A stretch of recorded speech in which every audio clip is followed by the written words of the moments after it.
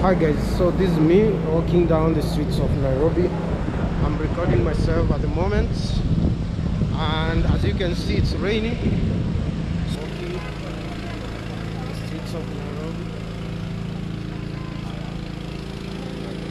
I've seen a friend here. Hi guys. Dope. Dope here. Apoloni there, man. Yeah. The dancer. Amo. Pale Instagram. Amo.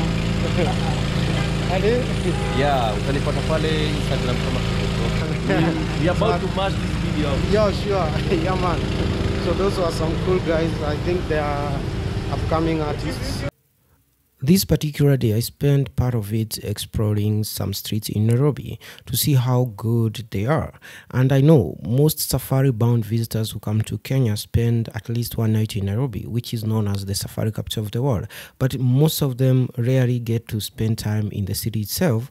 As a matter of fact, they just use it as a place to stay before or after a flight to another destination, like the Masai Mara. So I think there are two reasons why most people don't explore Nairobi. One of them being lack of time, as I just said, because many plan a packed safari schedule focused on wildlife viewing with no time set aside to explore the city. The second is fears related to safety and crime.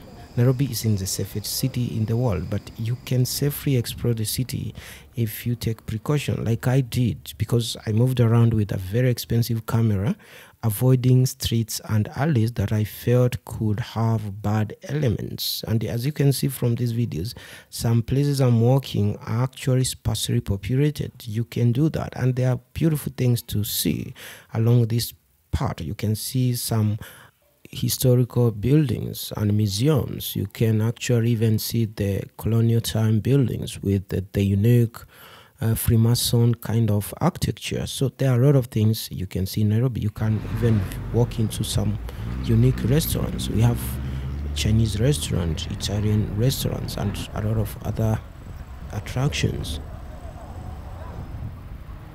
And the other question that I shouldn't avoid is whether Nairobi is worth exploring while walking, and the answer is yes, because walking is a particularly attractive option in the central parts of Nairobi, particularly the central business district. As you can see in my videos, many attractions are within a walking distance from here. There are good sidewalks in most areas, as you can see.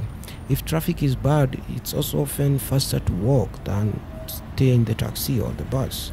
However, it's harder to walk in other areas of Nairobi, as you can see in this other part of the video, because it's too crowded.